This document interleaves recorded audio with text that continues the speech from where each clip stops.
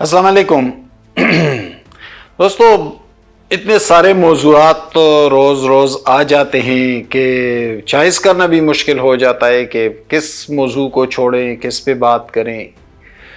جب کوئی گرما گرم موضوع آ جاتی ہے تو پھر اس پہ اتنے سارے چینلز ہیں، اتنا پھیلا ہوا میڈیا ہے، یوٹیوب چینلز ہے، الیکٹرانک میڈیا ہے، پرنٹ میڈیا ہے، تو بہت سارے دروازے، تو پھر وہ خبر اتنی مطلب چند منٹ بلکہ چند گھنٹوں کے اندر اندر وہ خبر پرانی ہو جاتی ہے، اس پہ اتنی زیادہ گفتگو ہو جاتی ہے۔ پہلے زمانے میں تو پرنٹ میڈیا میں خبر آتی تھی، آج واقعہ ہوتا تو دوسرے دن پرنٹ میڈیا میں آتا تھا، اور پھر اس پہ کئی دن، ہفتوں، مہینوں تک بحث ہوتی رہتی تھی۔ اب چونکہ سب کچھ بہت ریپڈ ہو چکا ہے، بہت تیزی کے ساتھ تبدیل ہو چکا ہے، تو بہت سے موضوعات کو چھوڑنا بھی پڑتا ہے۔ تو اس سے بہتر تو میرے خیال میں یہ ہے کہ ہم ایک تاریخی تناظر میں تجزیہ کر لیں۔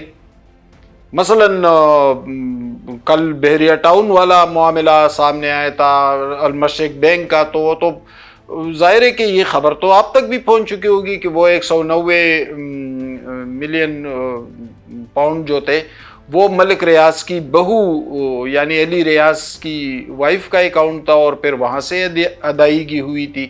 جو معاملات طے پائے تھے نیشنل کرائم ایجنسی، علی ریاض ملک اور ریاست پاکستان کے درمیان، تو پھر وہاں سے ادائیگی ہوئی تھی جس پر کسی کو اعتراض نہیں تھا۔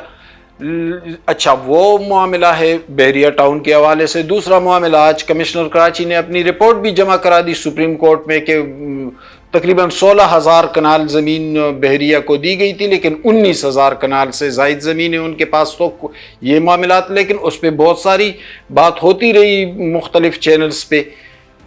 جسٹس مظاہر نقوی کے حوالے سے معاملات کل سے کافی، یہ معاملہ کافی گرم تھا، تو مظاہر نقوی صاحب کے حوالے سے کچھ اچھے دن نہیں ہے۔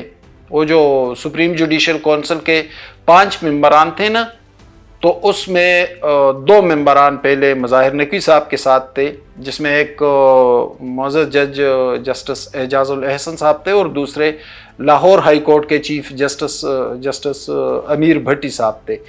تو کل جو فیصلہ آیا ہے وہ 4-1 سے آیا ہے، یعنی مظاہر نقوی صاحب کے ساتھ اب صرف ایک جج، اور وہ معزز جج جسٹس اعجاز الاحسن صاحب رہے، یعنی جسٹس امیر بھٹی بھی دوسری طرف چلے گئے۔ اور ظاہر ہے کہ وہ جو میاں داؤد کے جو دلائل تھے، جو ایویڈنسز ہیں انہوں نے پیش کیے، تو وہ کافی سٹرانگ ہے، یعنی اس سے انکار نہیں کیا جا سکتا۔ اور وہ جو انہوں نے خود کہا نا کہ 2+2 معاملہ ہے، تو بہت ساری چیزیں سامنے ہیں، تو ظاہر ہے کہ اس میں تو کہاں تک ساتھ دے سکتا ہے کوئی۔ لیکن ہم نے بات کرنی ہے، کل میں نے آپ سے پہلے بھی کہا نا کہ خبر تو چند گھنٹوں یا چند منٹ کے اندر اندر پرانی ہو جاتی ہے، تو کیوں نہ ہم تاریخی تناظر میں کچھ بات کر لیں۔ تو اس طرف بڑھتے ہیں۔ کل آپ نے دیکھا ہوگا سوشل میڈیا پہ وائرل ہے کہ میاں نواز شریف صاحب خود گاڑی ڈرائیو کر رہے ہیں، مریم نواز ان کے ساتھ بیٹھی ہوئی ہے، اور وہ مری کی سڑکوں پر ڈرائیونگ کر رہے ہیں، اور مریم نواز کے ساتھ کلثوم نواز مرحومہ کے حوالے سے بھی بات کر رہے ہیں کہ ہم یہاں تک آتے تھے، یہ چڑھائی چڑھتے تھے، اور یہ گفتگو کر رہے ہیں۔ لیکن ایک اور تناظر میں بھی اس کو دیکھنا چاہیے۔ میں پہلے بھی کہتا رہا ہوں کہ میاں نواز شریف کو اتنا ایزی نہیں لے سکتے، ان کی ایک بہت بڑی مقبولیت سامنے آ سکتی ہے۔ وہ اسی پنجاب کے گلی گلی اور گھر گھر سے واقف ہیں، اور 30-35 سال وہ پنجاب پر حکمرانی کر چکے ہیں، وہ اور ان کا خاندان شریف فیملی۔ تو ان کو اتنا ایزی نہ لے۔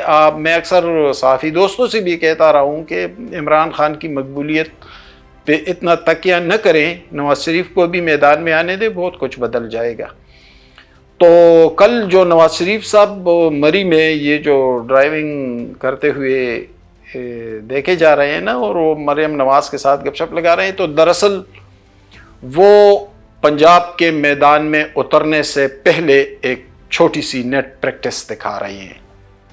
اور اگر آپ کو یاد ہو تو جب 2017 میں نواز شریف کو معزول کیا گیا اور وہ مری چلے گئے تھے اپنے گھر میں، تو ایک سناٹا سا چھا گیا تھا, ایک خاموشی تھی, اور لوگ سمجھتے رہے کہ بھائی نواز شریف کے ساتھ کوئی نہیں ہے اور بس ٹھیک ہے اسے اقتدار سے نکال دیا.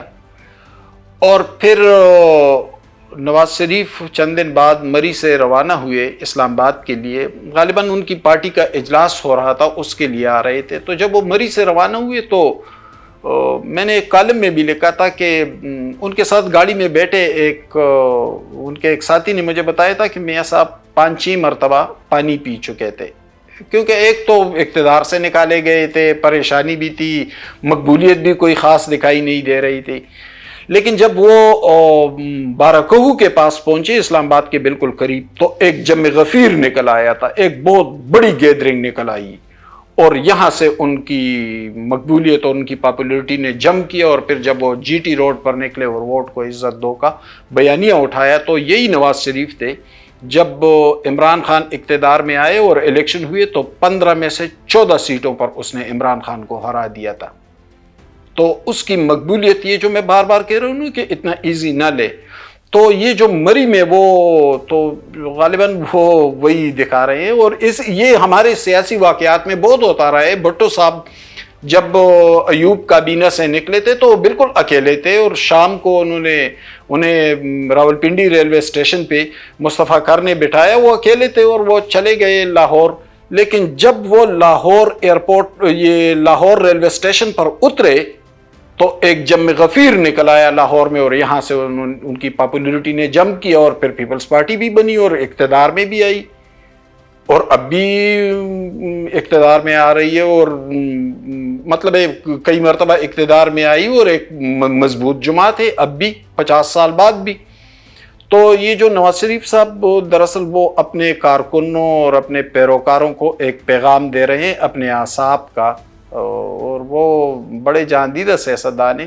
تو آنے والے دنوں میں جب وہ پنجاب میں اتریں گے تو صورتحال چونکا دینے والی ہو سکتی ہے.